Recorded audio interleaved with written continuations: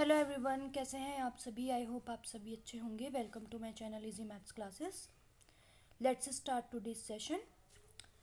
तो बच्चों, यहाँ पे हम ट्रिग्नोमेट्री सॉल्व कर रहे हैं एनसीईआरटी की 10th क्लास की, और उसका चैप्टर 9th चल रहा है। 9.1 एक्सरसाइज हम कर रहे हैं। आज हम क्वेश्चन नंबर 10 से देखेंगे। क्वेश्चन नंबर 9th तक हमने सॉल्व कर लिया था। ये सारे क्वेश्चंस जो हैं आपको 9th तक पिछली वीडियोस में मिलेंगे, जिनका लिंक डिस्क्रिप्शन बॉक्स में है, तो आप वहाँ जाकर देख सकते हैं। सो let's start today session. 10th question. Two poles of equal heights are standing opposite each other on either side of the road. यानी टू पोल्स एक दूसरे के अपोजिट साइड पर खड़े हैं। ठीक है, हम ये बना लेते हैं। यहाँ पे एक पोल तो ये हो गया, और दूसरा पोल इसी की ही अपोजिट साइड पे खड़ा है। ठीक है, ये दोनों पोल हो गए। अब उसने कहा है इक्वल हाइट, दोनों की हाइट, यानी इसकी भी हाइट बराबर है और इसकी भी हाइट बराबर है। From a point between them on the road. ठीक है, ये दोनों 80 मीटर वाइड, जो 80 मीटर दूरी पर है एक दूसरे से। From a point between them on the road the angle of the elevation of the top of the poles are 60 degree and the 30 degree respectively. यानी इसे हम नाम ए देते हैं, इसे बी नाम देंगे, इसे सी और इसे डी, और बीच वाले पार्ट को क्या नाम देंगे, ओ। ठीक है, यहाँ से वो एंगल 60 डिग्री बनाता है और दूसरा वाला एंगल 30 डिग्री बनाता है। ठीक है,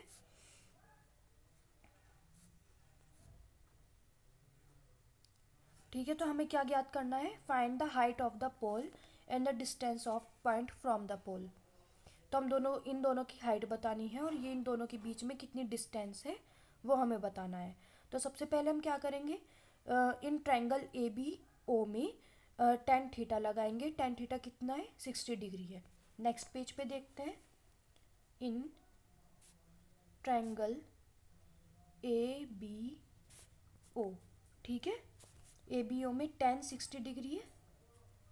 कितना है, टेन 60 डिग्री।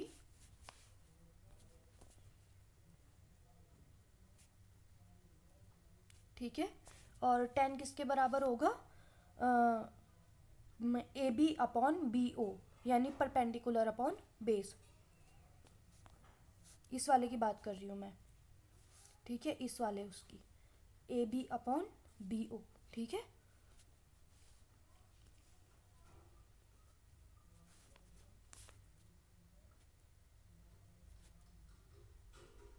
ए बी हमें पता नहीं है, और बी ओ हमें कितना दे रखा है, हमें वो भी नहीं पता। हमें सिर्फ टेन 60 डिग्री की वैल्यू पता है, और टेन 60 बराबर क्या होता है, √3। तो यहाँ से हमें एक इक्वेशन मिल जाएगी। ठीक है, कौन सी इक्वेशन मिलेगी, इसके अपॉन में 1 मान के क्रॉस मल्टीप्लीकेशन करेंगे तो बी ओ की वैल्यू क्या मिल जाएगी, बी ओ की वैल्यू मिल जाएगी ए बी अपॉन √3। आगे देखते हैं दूसरे वाले ट्रायंगल में, in triangle C O D में। ठीक है, इस वाले ट्रायंगल की बात करते हैं। तो सी ओ डी में भी टेन थीटा लगेगा। तो टेन, पहले तो हम लिख लेते हैं in triangle C O D में। ठीक है, टेन कितना है, टेन उसमें टेन 30 है, और परपेंडिकुलर क्या है, C D upon D O. तो इसमें टेन 30 की वैल्यू क्या आ जाएगी, 1/√3 आ जाएगी, और सी डी यहाँ पे ऐसे ही रहेगा। और डी ओ की वैल्यू क्या आ जाएगी, डी ओ की वैल्यू हम कैसे निकालेंगे, 80 में से डी ओ की वैल्यू, 80 में से जब हम बी ओ की वैल्यू घटाएंगे तो हमें डी ओ की वैल्यू मिल जाएगी। ठीक है, तो हम डी ओ की जगह क्या लिख सकते हैं, 80 माइनस बी ओ, क्योंकि B O plus D O equal to क्या दे रखा था, 80 दे रखा था, और हम डी ओ की जगह क्या लिख सकते हैं, 80 माइनस बी ओ। ये आपको याद रखना है, कभी आप यहाँ पे कंफ्यूज हो जाए कि इसकी जगह ये कैसे आ गया। तो B O plus D O, इस वाले उसमें देखिए, B O plus D O equal to पूरा कितना दे रखा है, ये 80 मीटर दे रखा है। तो मैंने क्या करा, B O plus D O equal to 80 यानी 80 दे रखा है, और डी ओ की वैल्यू ये इधर जाके माइनस का हो जाएगा, तो 80 माइनस बी ओ। तो इस जगह मैंने यहाँ पे 80 माइनस बी ओ लिख दिया, यानी 80 minus B O. I hope आपको इतना समझ में आ गया होगा, और अगर नहीं आया है तो आप कमेंट सेक्शन में मुझे बता सकते हैं।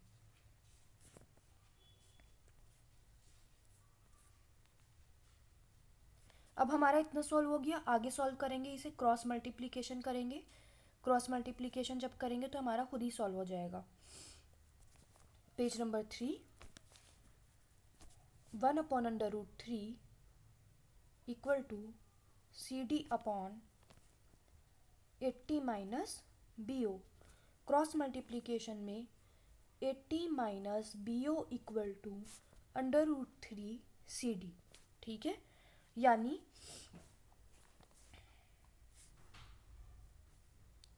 अब हम इसको सॉल्व करेंगे, और सॉल्व करने पे हम बी ओ की वैल्यू निकालेंगे। तो 80 माइनस ये अंडर रूट 3 सी डी इधर ही आ जाएगा, ये माइनस का हो जाएगा, और इधर बी ओ पॉजिटिव हो जाएगा। ठीक है, और सी डी की वैल्यू हमें क्या निकाली थी, बी ओ की वैल्यू वैसे हमें पता नहीं है, हम यहाँ पे पीछे हमने किसकी वैल्यू निकाली थी, हमने निकाली थी यहाँ पे बी ओ की वैल्यू। तो बी ओ की वैल्यू उठा के इस वाली इक्वेशन में रख देंगे। बी ओ की वैल्यू कितनी दे रखी है, A B upon under root 3। B O की वैल्यू क्या दे रखी है हमें,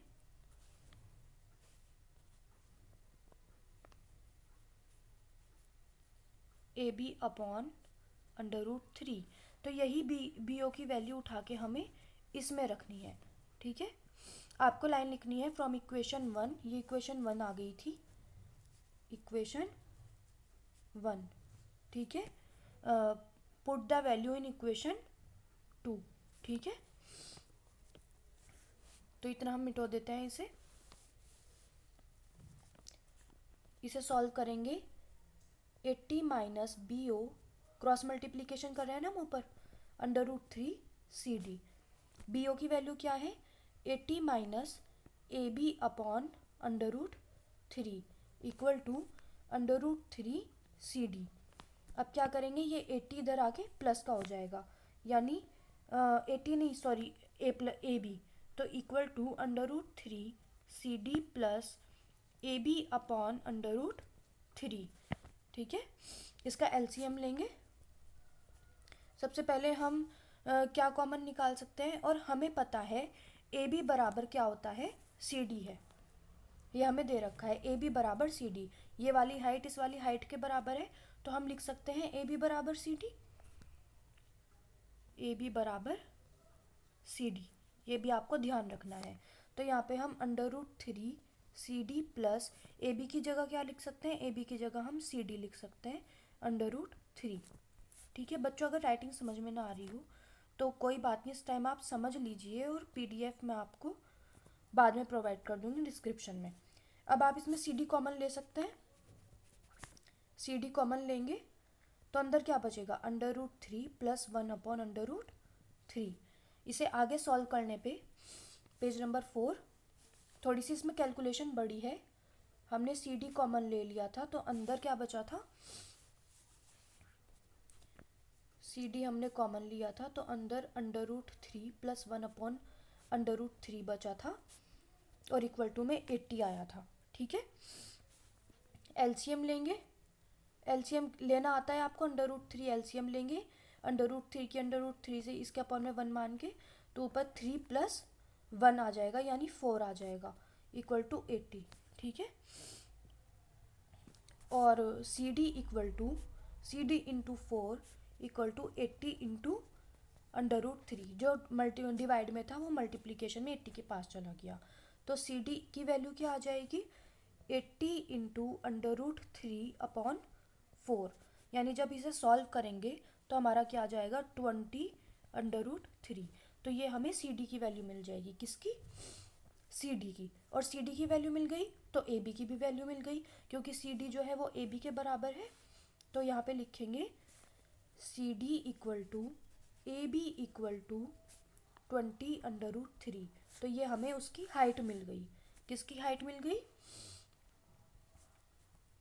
हमें जो टू पोल्स खड़े थे उनकी हाइट मिल गई। अब हाइट तो मिल गई, अब हमें क्या फाइंड करना है, distance of the point from the pole. अब हम इन दोनों के बीच का डिस्टेंस निकालना है। तो डिस्टेंस कैसे निकालेंगे, हमें पता है बी ओ बराबर ए बी अपॉन √3 होता है।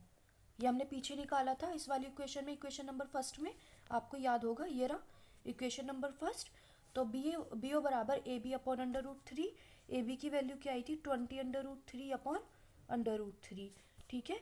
√3 से √3 कैंसिल हो गया तो बी ओ की वैल्यू 20 आ गई, ठीक है। अब हमें डी ओ की वैल्यू निकालनी है।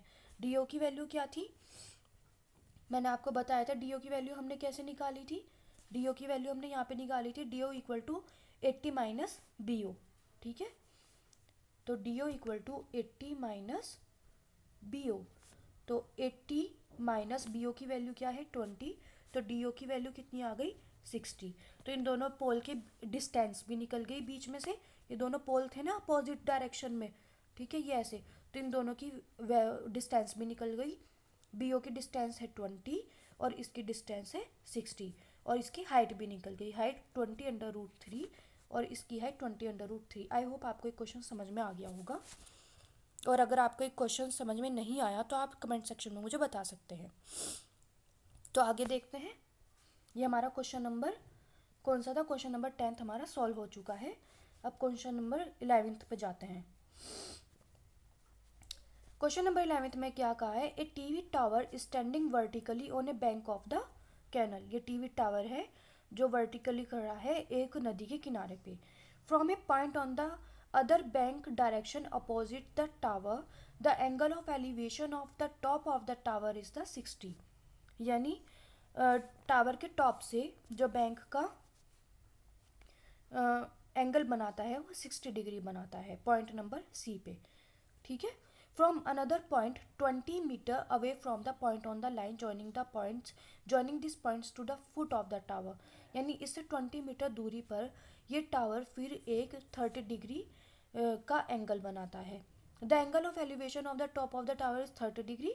Find the height of the tower, the width of the canal. यानी हमें एक तो हाइट निकालनी है और एक नदी की चौड़ाई निकालनी है। तो आइए इसे हम कैसे देखते हैं, इसे हम कैसे सॉल्व करेंगे। इसे सॉल्व करने के लिए सबसे पहले डायग्राम तो हमें दे ही रखा है। अब हम एंगल ए कौन सा देखेंगे, ए सी बी में, इन एंगल ए सी बी, ठीक है। ए सी बी में 60 डिग्री दे रखा है हमें, ध्यान से देखिएगा। ए सी बी की बात कर रही हूँ मैं इस वाले की। 1060 परपेंडिकुलर क्या है ए बी और बेस क्या है सी बी, ठीक है। और 1060 की वैल्यू क्या है √3 और A B upon B C, ठीक है। यहाँ पे हम बी सी की वैल्यू निकाल सकते हैं क्रॉस मल्टीप्लीकेशन करके। तो बी सी बराबर हमें क्या मिल गया, ए बी अपॉन √3, सॉरी थोड़ी गंदी राइटिंग में लिखा गया, A B C equal to A B upon √3। This is equation number 1। आगे देखते हैं इन ट्रायंगल। अब इसने क्या कहा है, इसने कहा है in triangle A D B में। अब इस पूरे ट्रायंगल को लेंगे, इसमें tan थीटा का फॉर्मूला लगाएंगे दूसरे पेज पे। इन ट्रायंगल ए कौन सा था वो ट्रायंगल, ए डी बी में, in triangle A D B, ठीक है। ए डी बी में डी की थीटा की वैल्यू क्या है, tan थीटा की 30 डिग्री है। tan 30 degree equal to A B upon B D, ठीक है।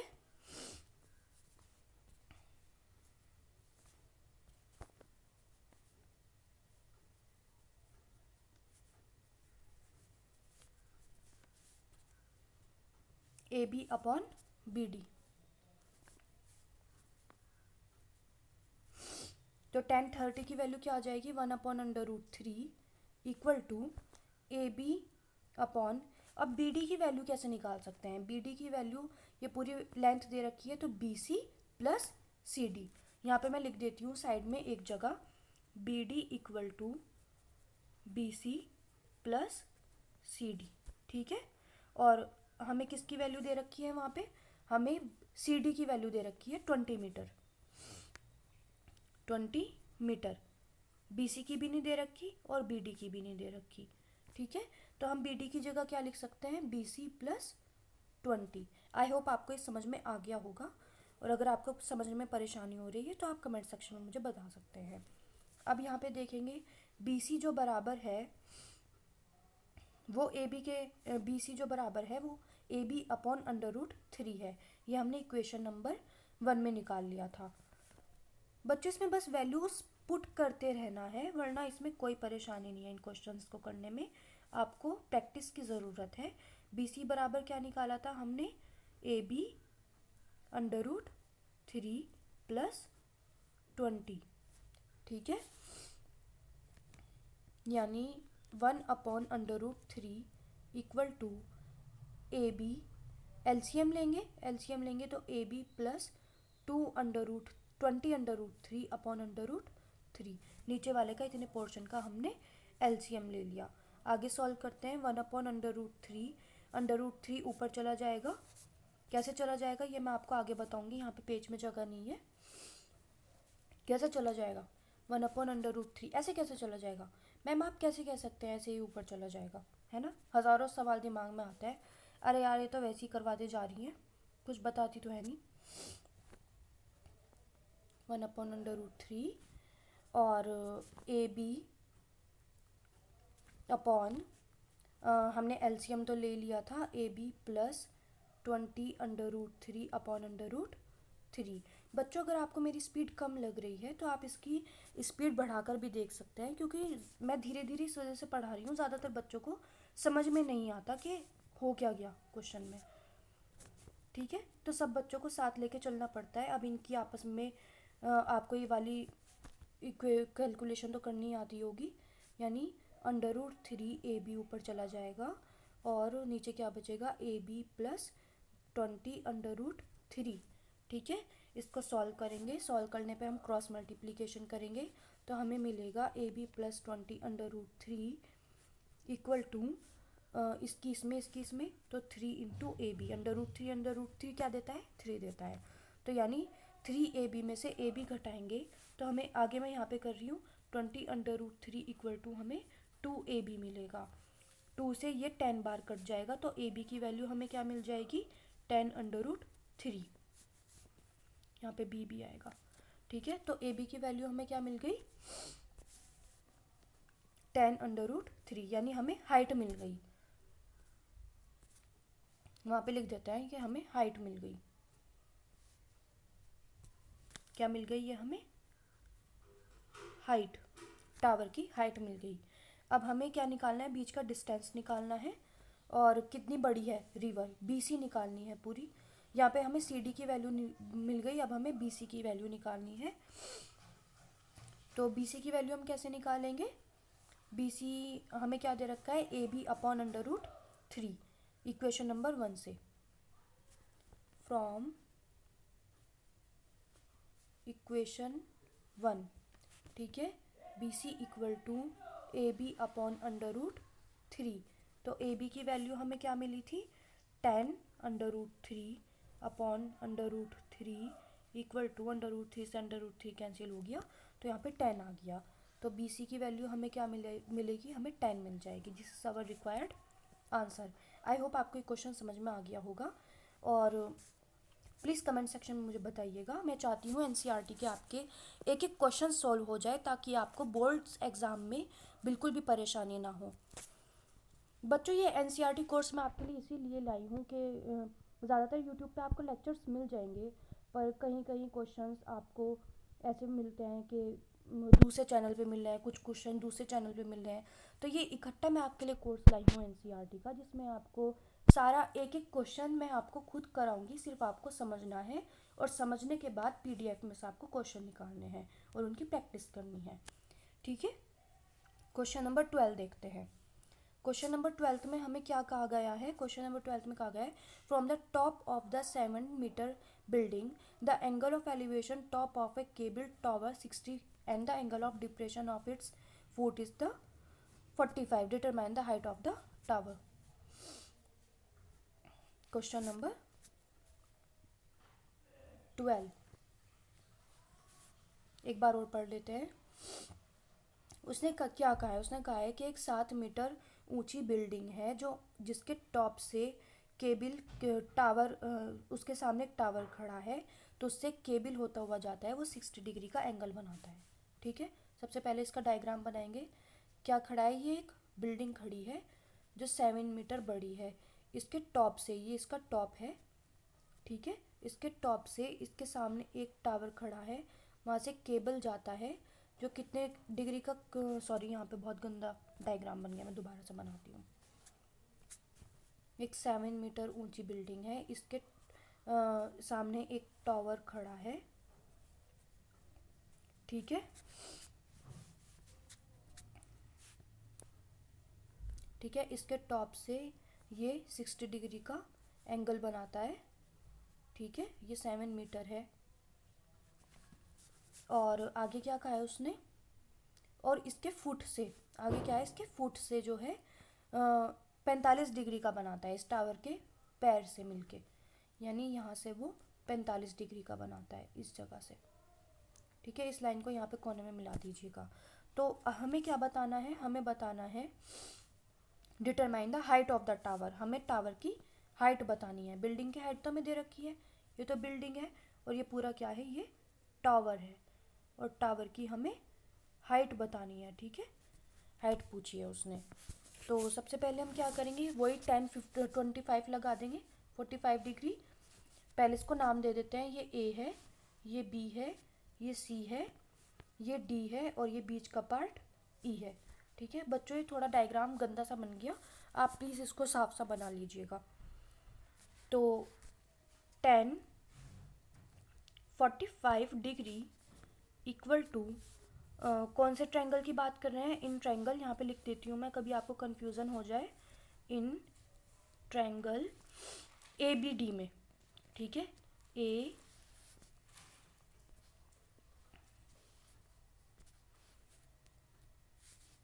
सॉरी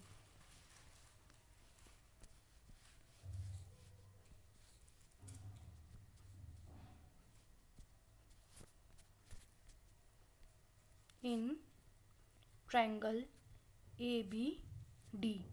ठीक है, 10, 45 इक्वल टू परपेंडिकुलर क्या है, ए बी, और बेस क्या है, बी डी। ठीक है, ये डी लिखा हुआ है, कभी आप इसे ओ समझे। ठीक है, ये डी लिखा हुआ है। तो 10, 45 की वैल्यू क्या होती है, 1 होती है। आपको वैल्यूज़ याद करनी ही पड़ेगी। और ए बी की वैल्यू क्या दे रखी है, 7 मीटर। ठीक है बच्चों, 7 मीटर ऊंची बिल्डिंग है। ठीक है, ये आपको याद रखना है, 7 मीटर। जब ये 7 मीटर है तो ये भी 7 मीटर होगा। ठीक है, क्योंकि ये पूरा क्या है, टावर है। बी डी, बी डी क्या है, 7 मीटर, सॉरी मैंने ए बी की जगह लिख दिया, यहाँ पे थोड़ा कन्फ्यूज़न हो गया। ए बी की वैल्यू हमें 7 दे रखी है और बी डी की वैल्यू हमें नहीं पता, तो हम जब क्रॉस मल्टीप्लिकेशन करेंगे तो बी डी की वैल्यू हमें 7 मिल जाएगी। ठीक है, तो यानी ये वाली वैल्यू हमें 7 मिल गई। जब ये वाली वैल्यू 7 है तो ये वाली भी 7 ही होगी, यानी बी डी बराबर ए ई भी हो जाएगा। तो इस पूरे की वैल्यू क्या हो जाएगी, 7 हो जाएगी। अब किस ट्रायंगल में जाएंगे, अब ट्रायंगल ए सी और ई की बात करेंगे। ठीक है, इन ट्रायंगल ए, बच्चों मैं आपके लिए बहुत साफ साफ लिखने की कोशिश कर रही हूँ, please understand my problem and cooperate. In triangle A C E, ठीक है, 10 कितना है उसमें, 60 डिग्री है, आई थिंक हम पीछे देख लेते हैं, 60 डिग्री है, सी ई अपॉन ए ई, सी ई अपॉन ए ई। ठीक है, 10, 60 की वैल्यू क्या होती है, √3, और सी ई की वैल्यू हमें नहीं पता, लेकिन हमें ए ई की वैल्यू पता है। मैंने यहाँ पे निकाली थी ए ई बराबर 7, क्योंकि बी डी जो है वो ए ई के बराबर है, ये आपको ध्यान रखना है। तो 7, तो सी ई की वैल्यू क्या आ जाएगी बच्चों, 7/√3। ये हमें सी ई की वैल्यू मिल गई। अब हमें किसकी वैल्यू निकालनी है, हमसे क्या पूछा था उस क्वेश्चन में, हमसे पूछा था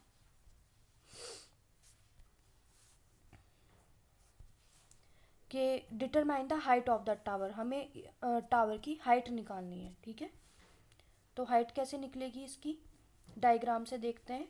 हाइट कैसे निकलेगी, C D equal to E C plus D E. ठीक है, C D equal to, total height निकाल है ना, ई सी प्लस डी ई। बच्चों साथ साथ ये कॉपी पे नोट कर लीजिएगा पीडीएफ में से और सॉल्व करिएगा, वीडियो देखिएगा और सॉल्व करिएगा, तो आपको सारे क्वेश्चन समझ में आ जाएंगे। 7/√3 प्लस डी की वैल्यू क्या आ जाएगी, डी की वैल्यू 7 मीटर, ये 7 मीटर है तो ये भी 7 मीटर होगी। ठीक है, 7, तो सी डी की वैल्यू हमें क्या मिल जाएगी, 7 कॉमन ले लेंगे तो √3 + 1, तो ये हमारी टावर की हाइट आ गई, height of tower. This is our required answer. तो यहाँ पे हमारा क्वेश्चन नंबर 12 भी कंप्लीट होता है। क्वेश्चन नंबर 13 देखेंगे। क्वेश्चन नंबर 13 में कहा है, as observe from the top of the 75 metre light house from the sea level, the angle of the depression of the two ships are the 30 and the 45। यानी एक light house बना हुआ है जिसकी height जो है वो 75 मीटर है। ठीक है, और वो सी लेवल से मिला हुआ है, और angle of depression of the ship, पहले तो वो 45 डिग्री का एंगल बनाता है। ठीक है, और फिर वो 30 डिग्री का एंगल बनाता है। यहाँ पे दोबारा से मैं बना लेती हूँ, थोड़ी गड़बड़ हो गई। ये एक पूरा क्या है, लाइट हाउस है, ये सी लेवल से बना हुआ है। चाहे आप इस तरफ बना सकते हैं राइट एंगल, चाहे इस तरफ, ये आपकी मर्जी है। तो ये 45 डिग्री का एंगल बनाता है। ठीक है, और फिर 30 डिग्री का एंगल बनाता है रिस्पेक्टिवली। ठीक है, ए बी और सी, इस पॉइंट को सी और इस पॉइंट को डी नाम देंगे। और ये पूरा कितने का है, ये 75 मीटर का है। तो in triangle A B C, in triangle A B C, ठीक है, 10 45 इक्वल टू, परपेंडिकुलर क्या है 75 और बेस क्या है बी सी। ठीक है, तो हमें बी सी की वैल्यू मिल जाएगी 75 की वैल्यू, 10 45 की वैल्यू 1, 75 अपॉन बी सी। तो हमें बी सी की वैल्यू क्या मिल गई बच्चों, हमें बी सी की वैल्यू मिल गई 75। ठीक है, ये इक्वेशन नंबर 1 हो गई हमारी। अब हमें आगे क्या दिया हुआ है, आगे हम इन ट्रायंगल ए सी डी, ठीक है, in triangle A C D या सी ए डी, बात कोई बात नहीं है।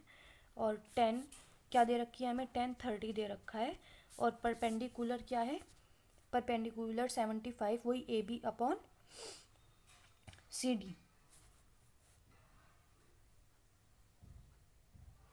इस ए बी डी में, सॉरी, इन ट्रायंगल, इन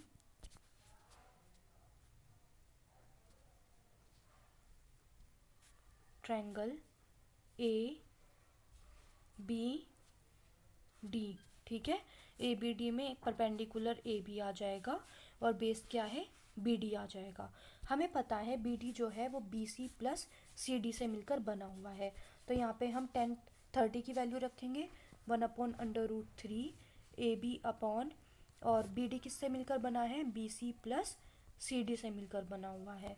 और बी सी की वैल्यू हमें कितनी दे रखी है 75। ठीक है, तो बी सी की वैल्यू इसमें हम पुट कर देंगे, तो A B upon 75 plus C D. ठीक है। क्रॉस मल्टीप्लीकेशन करेंगे, क्रॉस मल्टीप्लीकेशन करके हमें क्या मिलेगा, 75 plus C D equal to √3। A B की वैल्यू शायद हमें गिवन है, ए बी की वैल्यू भी क्या है, 75 है, ठीक है। तो यहाँ पे ए बी की वैल्यू जब हम इसकी क्रॉस मल्टीप्लीकेशन करेंगे तो 75 √3 आ जाएगा, ठीक है। 75 √3 आ जाएगा, ठीक है। तो सी डी की वैल्यू हमें क्या मिल जाएगी, सी डी की वैल्यू मिल जाएगी नेक्स्ट पेज पे करते हैं, यहाँ पे जगह कम रह गई। सी डी की वैल्यू हमें क्या मिल जाएगी, 75 √3 माइनस √3, ठीक है। पीछे देख लेते हैं, 75 √3 माइनस 75 माइनस 75। तो सी डी की वैल्यू हमें क्या मिल जाएगी, 75 √3 माइनस 1, ठीक है। This is our required answer. तो हमें सी डी की वैल्यू निकालनी थी, देख लीजिए चाहे आप, सी डी की वैल्यू हमें निकालनी थी, तो वो हमें मिल गई। Find the distance between the two ship. तो this is our required answer. I hope आपको एक क्वेश्चन समझ में आ गया होगा, और अगर आपको नहीं आया तो आप कमेंट सेक्शन में मुझे बता सकते हैं, ठीक है। तो आगे चलते हैं क्वेश्चन नंबर 14 पे। A 1.2 metre girl sport a balloon moving with the wind in a horizontal line at the height of the इतने फ्रॉम द ग्राउंड। ये बैलून उड़ रहा है ग्राउंड लेवल से इतने मीटर की हाइट पे, इसकी हाइट और इसकी हाइट दोनों की बराबर है, 88.2 metre. The angle of the elevation of the balloon from the eye of the girl at any instant is 60 degree. After some time the angle of elevation reduction of the 30 degree. यानी पहले तो वो 60 degree बना रहा था, balloon यहाँ पे उड़ रहा था, फिर वो उड़ता उड़ता उड़ता उड़ता यहाँ चला गया और उसने 30 डिग्री एंगल बनाया। आई होप आपको ये क्वेश्चन समझ में आ गया होगा। दोबारा से मैं आपको समझा रही हूँ कि ये दो बैलून उड़ रहे हैं हवा की वजह से। पहले ये एंगल कितना बनाते हैं, पहले ये एंगल 60 डिग्री बनाते हैं, ठीक है।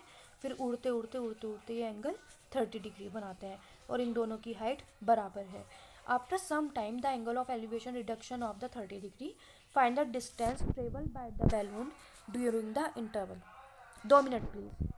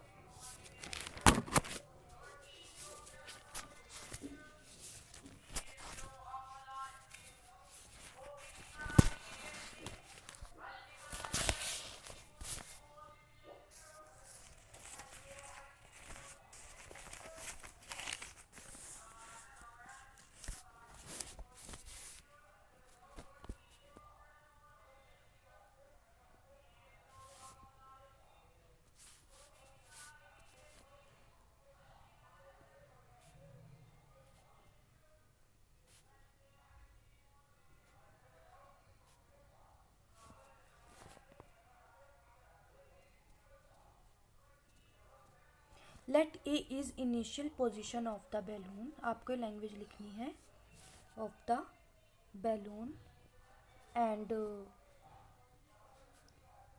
B is the final position of the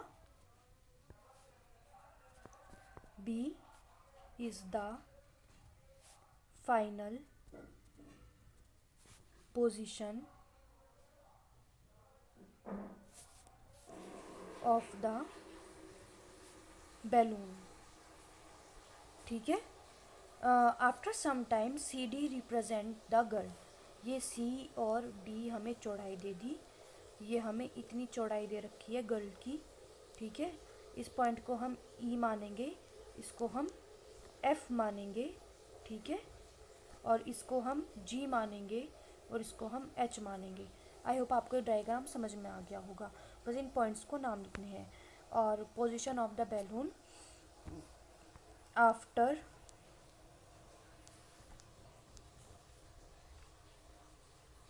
some time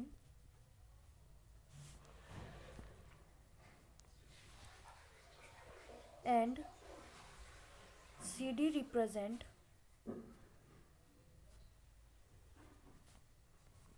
the girl. ठीक है, मैंने क्या लिखा है, A is the initial point of the balloon and B is the final point of the balloon, final position of the balloon after some time, and C D represent the girl.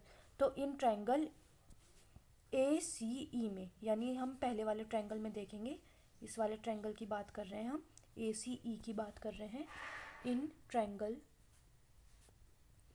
A C E, ठीक है, ten कितना है, 60 degree है, और perpendicular क्या है, ए ई upon C F. देख लेते हैं एक बार और ध्यान से, ए ई अपॉन सी एफ। बच्चों डी एफ नहीं लिखना, डी एफ जो है वो गर्ल की हमें बताया है कि 1.2 मीटर है, इसलिए हमने सी डी ई एफ लिया, और हमें डी एफ नहीं लिखना, हमें ए ई अपॉन सी ई लिखना है, ए ई अपॉन सी ई। ठीक है, ए ई upon C E.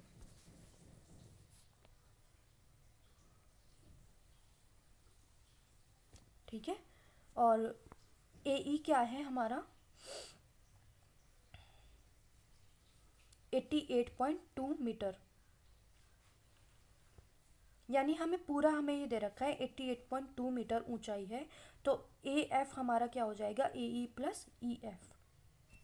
A E equal to, पहले तो हम ए एफ लिखेंगे, A F equal to A E plus E F.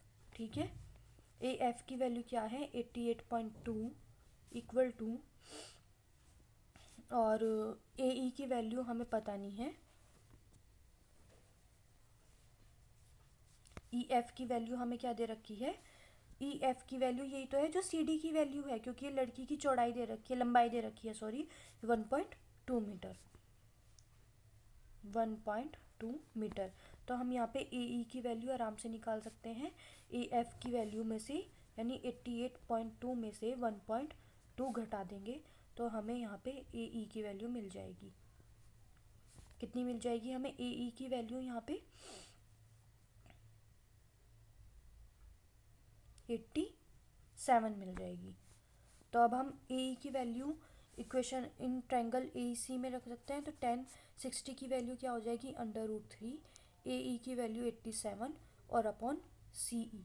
ठीक है, क्रॉस मल्टीप्लीकेशन करेंगे, √3 इक्वल टू 87 अपॉन सी ई। जब क्रॉस मल्टीप्लीकेशन करेंगे तो सी ई की वैल्यू 87 अपॉन √3 हमें मिल जाएगी। ठीक है, सी ई क्या था इसमें, ये था, यानी हमें बेस मिल गया। अब हम ट्रायंगल बी सी और जी में देखेंगे, in triangle B C and G. ठीक है, 10 30 equal to B G upon C G. ठीक है, बी जी अपॉन सी जी, इस पूरे ट्रायंगल की बात कर रहे हैं, इस वाले ट्रायंगल की, आप ध्यान दीजिएगा। तो बी जी की वैल्यू हमें क्या दे रखी है, 88.2 मीटर। 1030 की वैल्यू 1/√3 लिखेंगे। बी जी बराबर किसका था, बी जी बराबर इन्होंने 87 लिख रखा है,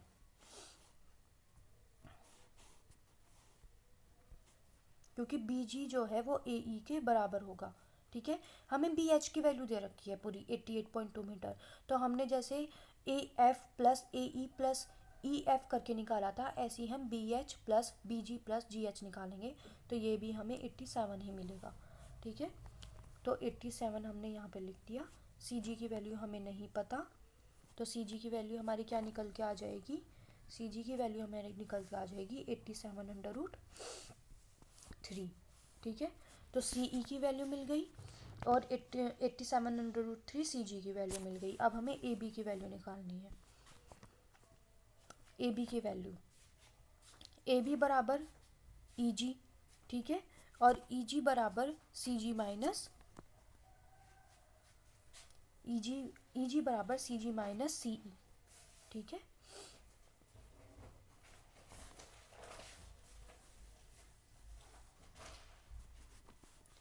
सी जी बराबर सी ई प्लस ई जी, ठीक है। और हमें किसकी वैल्यू मिल गई, सी जी और ई ई की वैल्यू मिल गई। सी जी की वैल्यू क्या है, सी जी की वैल्यू है 87/3, और किसकी वैल्यू पता है, सी ई की वैल्यू पता है 87/√3। तो हमें ई जी की वैल्यू यहाँ से पता चल जाएगी। तो ई जी की वैल्यू जब आप सॉल्व करेंगे तो ये उधर जाकर माइनस का हो जाएगा। तो आवर रिक्वायर्ड आंसर होगा सी जी माइनस सी ई। तो हमारा रिक्वायर्ड आंसर होगा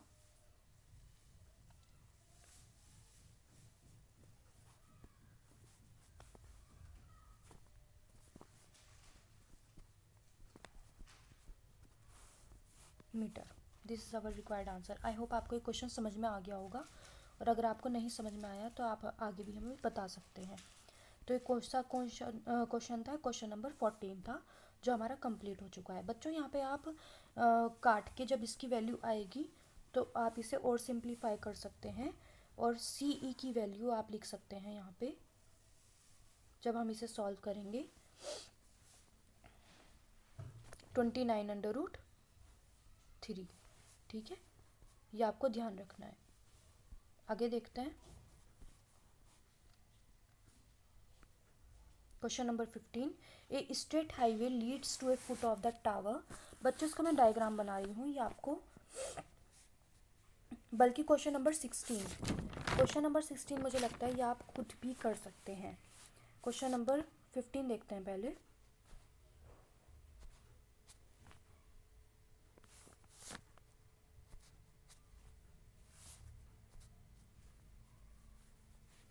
A straight height leads to the foot of the tower. A man is standing at the top of the tower. Observe a car at an angle of dispersion of the 30 degree. A straight highway leads to a foot of the tower. Straight highway है, इस पे एक tower खड़ा है, और leads to a foot of the tower A, ठीक है। A कोई है यहाँ पे, और a man standing on the top of the tower, यहाँ पे एक मैन खड़ा है, ठीक है, टॉप ऑफ द टावर। ये पूरा टावर दे रखा है। Observe a car angle of the, ये एक कार है, ठीक है, छोटी सी कार बना दी हमने, इसके छोटे छोटे पहिए हैं। Observe a car angle of the depression of the 30, यानी 30 डिग्री से वो देखता है। Which is approaching the foot of the tower with the uniform speed. 6 second later the angle of the depression of the car is 60 degree. अब ये वाला, अब हम यहाँ पे अल्टरनेटिव एंगल लग जाएगा। ये 30 है तो ये भी 30 होगा, और कुछ देर बाद ये एंगल 60 है तो ये भी, सॉरी यहाँ पे 30 लिख दिया मैंने, ये भी 60 होगा, ठीक है। और find the time taken by the car to reach the foot of the tower, यानी हमें ये टाइम बताना है। तो ये डी पॉइंट हो गया, ये बी पॉइंट हो गया, और ये सी पॉइंट हो गया, ए बी सी और डी। तो आगे हम लैंग्वेज लिखेंगे। आई होप आपको ये क्वेश्चन की लैंग्वेज समझ में आ गई होगी।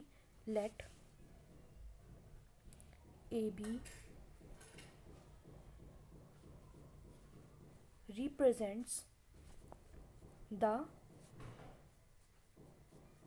टावर, ठीक है। C is the initial position of the car, C is the initial position of the car, ठीक है। And D is the final position, and D is the final position of the car after 6 second, यह हमें given है। After 6, sorry यहाँ पे second आएगा, second, ठीक है, इसने क्या कहा है, इसने कहा है let C is the initial position of the car and A B is the tower and D is the final position of the car after the 6 second. ठीक है, 6 सेकेंड बाद। ठीक है, तो हमें ये वाली दूरी बतानी है डी बी। तो अब हम लिखेंगे इन triangle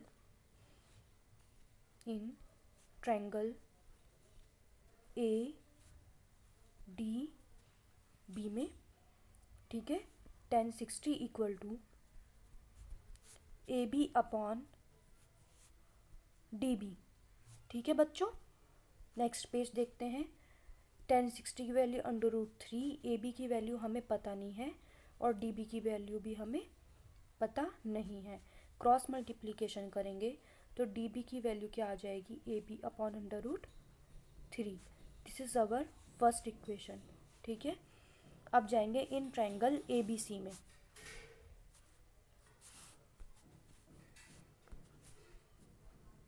in triangle A B सी में क्या है, tan 30 degree equal to A B upon B C. ठीक है, चाहे आप देख लीजिए पीछे, ए बी सी में ए बी परपेंडिकुलर है और बी सी बेस है। ठीक है, और tan 30 डिग्री बन रहा है और tan 30 डिग्री की वैल्यू √3 और ए बी की वैल्यू हमें पता नहीं है, लेकिन हमें बी सी की वैल्यू हम दो जगह जोड़ सकते हैं। बी सी की value B D plus C D. ठीक है, B D plus C D, cross multiplication करेंगे, B D plus C D equal to √3 A B. ठीक है, यहाँ पे आप अच्छी तरह लिख लीजिए √3 ए बी। ठीक है, अब हम बी डी की जगह क्या लिख सकते हैं, A B upon √3 from equation 1। आगे लिखते हैं, बी डी की जगह क्या लिख सकते हैं हम, A B upon √3 plus C D equal to, आगे कौन सी इक्वेशन थी, √3 ए बी, √3 ए बी। ठीक है, तो सी डी की वैल्यू निकाल लेंगे, √3 ए बी माइनस, ये उधर जाके, ये इधर प्लस का है तो उधर जाके माइनस हो जाएगा। ठीक है बच्चों, इसे सॉल्व करने के लिए सी डी इक्वल टू क्या कॉमन लेंगे, ए बी कॉमन ले लेंगे, √3 माइनस 1/√3, और जब इसे सॉल्व करेंगे तो सी डी हमें क्या मिलेगा, 2ab अपॉन √3। अब उसने कहा कि सी डी जो दूरी जो वो तय करता है वो 6 सेकंड में तय करता है, तो इसलिए हमने इसे इक्वल टू 6 सेकंड लिख दिया। ठीक है, चाहे आप क्वेश्चन में देख लीजिए, क्वेश्चन में यही लिखा है कि 6 सेकंड लेटर। ठीक है, the angle of the depression of the car is found, यानी 6 सेकंड में वो सी डी दूरी तय करता है, तो हमने इसे सी डी के बराबर लिख दिया। आगे से सॉल्व करते हैं, तो सी डी की वैल्यू क्या है, 2ab upon √3 equal to 6 second, यानी क्रॉस मल्टीप्लिकेशन करेंगे तो 2ab इक्वल टू हमें 6√3 मिल जाएगा, यानी 2 3 6। तो ab की वैल्यू हमें क्या मिल जाएगी, ab की वैल्यू मिल जाएगी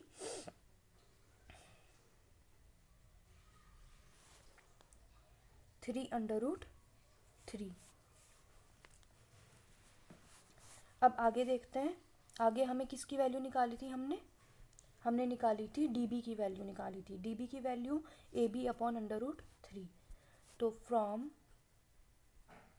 equation 1 dB equal to AB upon √3, और AB की वैल्यू क्या है, 3√3 अपॉन √3, √3 से √3 कट गया, तो dB की वैल्यू हमें 3 सेकेंड मिल गई। यानी हमें यही वैल्यू निकालनी थी, जैसे कि आपने डायग्राम में देखा है, हमें dB की वैल्यू मिली थी, ये वो दूरी 3 सेकंड में पूरी करता है, ये पूरा 6 सेकंड में करता है और dB 3 सेकंड में पूरा करता है। तो यहाँ पे हमारा क्वेश्चन नंबर 15 सॉल्व होता है। क्वेश्चन नंबर 16 देखते हैं। क्वेश्चन नंबर 16 में हमें क्या बताया गया है,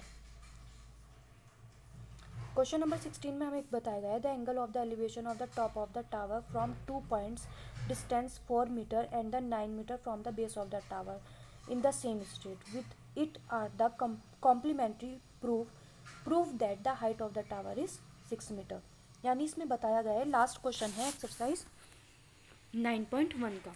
ठीक है बच्चों, इसके बाद आपकी एक्सरसाइज ये ख़त्म हो जाएगी। Question number 16।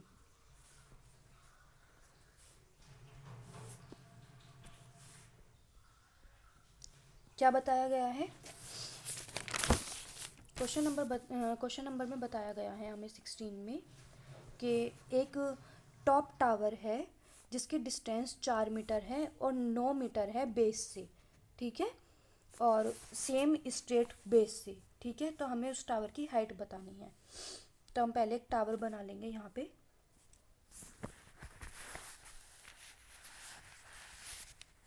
ठीक है,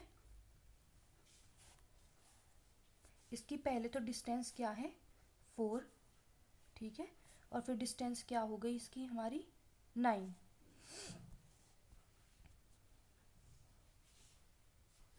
ठीक है। फिर डिस्टेंस क्या हो गई इसकी हमारी 9, दूरी जो है इसकी, इसका हम नाम लिख देते हैं। इसका नाम हम लिखेंगे ए, इस पॉइंट का नाम लिखेंगे आर, इस पॉइंट का नाम लिखेंगे, कुछ भी नाम कुछ भी लिख दीजिए जो आपके दिमाग में आ रहा है।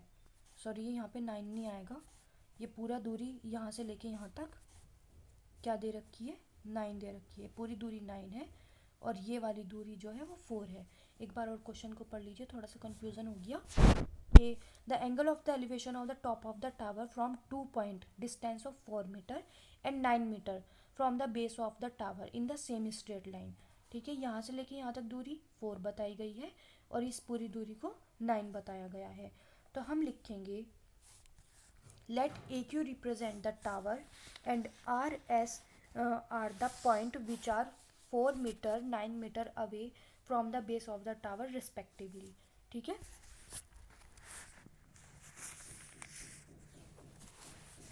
तो इन ट्रायंगल let ARQ जो है वो थीटा एंगल बनाता है, यहाँ पे थीटा लिखेंगे, और ASQ 90 माइनस थीटा एंगल बनाता है। इस एंगल को हम 90 माइनस थीटा, अब 90 माइनस थीटा क्यों मानेंगे, क्योंकि पूरा राइट एंगल ट्रायंगल है, ये 90 है, ये थीटा बनाता है, तो 90 में से जब कुछ घटाएंगे तो ये 90 माइनस थीटा बैठ जाएगा। ठीक है, नेक्स्ट पेज पे देखते हैं हम क्या बताया था।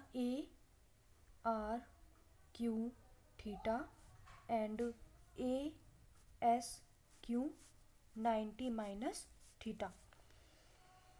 तो इन ट्रायंगल AQR, ठीक है, थीटा माना था तो tan थीटा इक्वल टू क्या लेंगे, परपेंडिकुलर क्या है हमारा AQ अपॉन RQ। ठीक है, AQ अपॉन RQ, और AQ की वैल्यू हमें पता नहीं है, लेकिन हमें RQ की वैल्यू पता है जो हमें 4 दे रखी है। ठीक है, यहाँ पे 4 लिख देंगे, तो ये हमारी पहली इक्वेशन बन जाएगी। tan theta equal to AQ upon RQ, RQ की वैल्यू क्या है 4, ये हमारी पहली इक्वेशन बन जाएगी। अब हम आगे चलेंगे इन ट्रायंगल AQS। बच्चों हमने थीटा और 90 माइनस थीटा इस वजह से माना क्योंकि हमें यहाँ पे गिवन नहीं था, हमें इस क्वेश्चन में सिर्फ दूरी डिस्टेंस गिवन थी और हम सिर्फ डिस्टेंस के बलबूते पे इस पूरे क्वेश्चन को सॉल्व कर सकते थे, इसलिए हमने एज्यूम किया ये थीटा है और ये 90 माइनस थीटा है। क्योंकि इससे थोड़ा पीछे हटके है, दूरी घट रही है, ये पूरा एंगल 90 बनाता है, तो ये 90 माइनस थीटा हो जाएगा। ठीक है, आगे देखते हैं ASQ, तो tan theta equal to AQ upon SQ। ठीक है, और SQ क्या दे रखा है हमें 9 दे रखा है। इस वाले पूरे ट्रायंगल की बात करेंगे AQ अपॉन SQ, और SQ हमें क्या दे रखा है 9 दे रखी है। ठीक है, और tan थीटा हमें क्या दे रखा है, यहाँ पे tan थीटा दे रखा है 90 माइनस थीटा। ठीक है, AQ अपॉन 9। अब tan 90 माइनस थीटा क्या होता है कोट थीटा। आई होप आपने वैल्यूज़ याद कर रखी होंगी। AQ अपॉन 9, ये इक्वेशन नंबर 2। अब हमारे पास दो इक्वेशन आ गई, ठीक है। पहली इक्वेशन क्या थी, tan theta equal to AQ upon 4, और दूसरी इक्वेशन क्या है, cot theta equal to AQ upon 9। तो now multiply both equation, now multiply both equation 1 and 2, tan theta into cot theta, ठीक है। उसकी वैल्यू क्या थी, AQ अपॉन 4 और AQ अपॉन 9, ठीक है। इन दोनों इक्वेशन की आपस में मल्टीप्लिकेशन कर दी। tan theta into cot theta की वैल्यू क्या होती है, 1 अपॉन tan थीटा लिख सकते हैं इसको हम, ठीक है। 10 से 10 कट गया, और इधर AQ का होल स्क्वायर अपॉन 9 4 ज़ा 36, इधर तो 1 आ गया कट के, और इधर AQ का होल स्क्वायर अपॉन 36, ठीक है। क्रॉस मल्टीप्लिकेशन करेंगे तो यानी AQ का whole square is equal to 36, तो AQ की वैल्यू क्या आ जाएगी, √36, और √36 क्या होता है, 3 होता है। तो AQ की वैल्यू हमें क्या मिल गई, 6, ठीक है। हमें यही निकालना था, हमें AQ की वैल्यू निकालनी थी, हमसे हाइट पूछी थी, तो हाइट हमारी आ गई।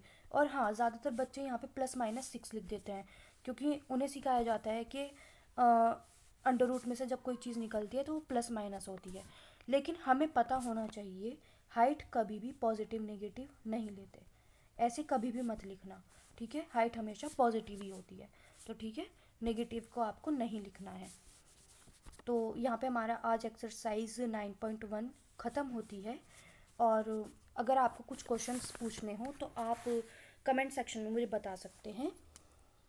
पिछली वीडियो के लिंक्स जो हैं डिस्क्रिप्शन में है, और इसकी PDF का लिंक भी आपको डिस्क्रिप्शन में मिल जाएगा।